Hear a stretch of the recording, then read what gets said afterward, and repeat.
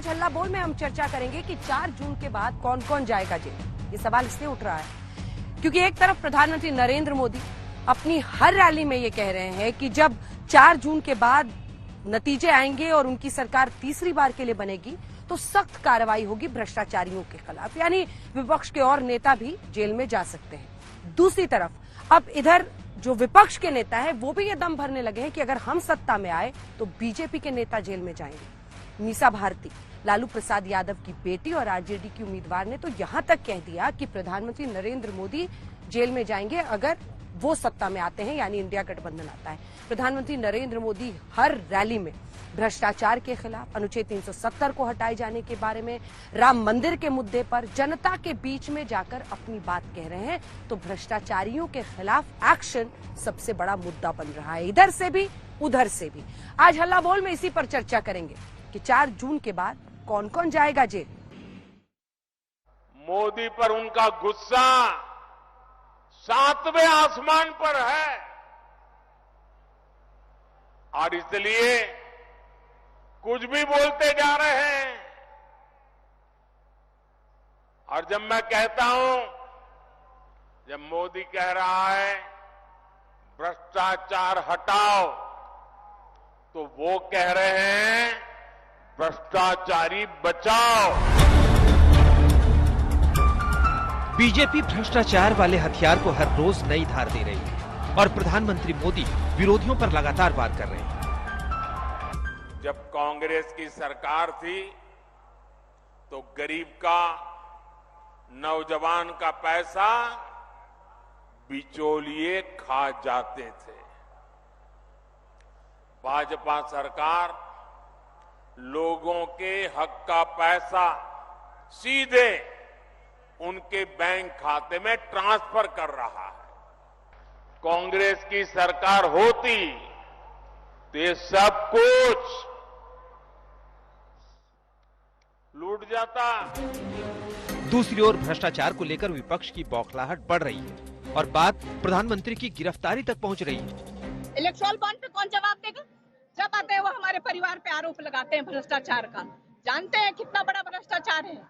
अगर देश की जनता ने कहीं हमें मौका दे दिया इंडिया गठबंधन को, प्रधानमंत्री से लेकर के जितने भी भाजपा नेता हैं जेल के अंदर बंद हो।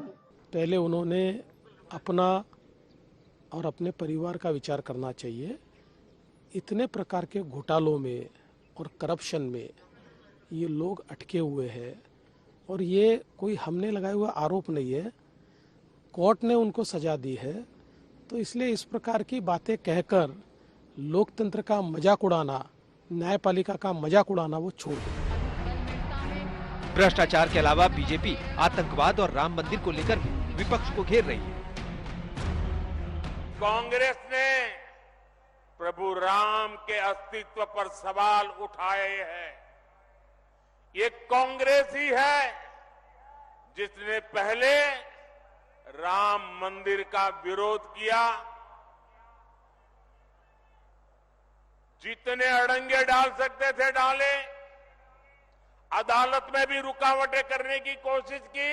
जब भारत में कमजोर और अस्थिर सरकारें थी, तब भारत में आतंकवाद ने पैर पसारे।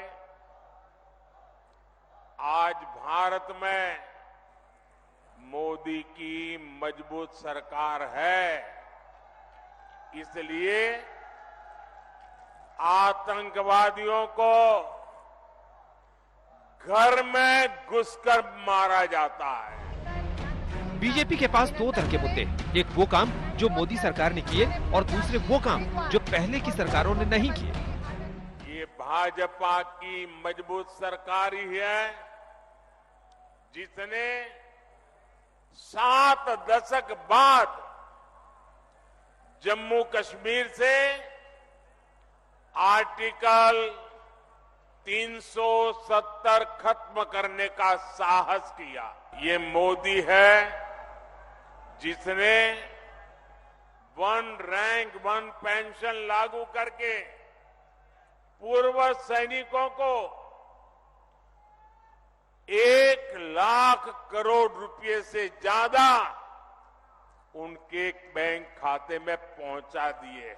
कांग्रेस के समय में तो जवानों के पास बुलेट प्रूफ जैकेट तक की कमी थी। दूसरी ओर कांग्रेस बेरोजगारी, महंगाई, किसानों और गरीबों के मुद्दों को हथियार बनाकर पलटवार कर रही है। हिंदुस्तान की हालत समझनी है तो मैं बताता हूं आपको। हिंदुस्तान के सबसे अमीर 22 लोगों के पास उतना ही धन है जितना 70 करोड़ लोगों के पास है। एक तरफ 70 करोड़ लोग, उसमें पिछड़े वर्ग के लोग, दलित, आदिवासी, गरीब, जनरल कास्ट के लोग, और दूसरी तरफ 22 लोग। नरेंद्र मोदी सीधा कह देते हैं मैं किसानों को एमएसपी नहीं दूंगा, और फिर कहते हैं वो तो आतंकवादी हैं। वायदा किया था 2 करोड़ युवाओं को रोजगार दूंगा, 15 लाख रुपए दूंगा बैंक अकाउंट में। 15 लाख रुपए से ज्यादा आपके जेब से उठा के ले गए। अपने अपने दांव हैं और अपने अपने मुद्दे। देखने वाली बात होगी कि जनता किसकी बातों पर भरोसा करती है, किसे स्वीकार करती है और किसे इनकार। आज तक ब्यूरो।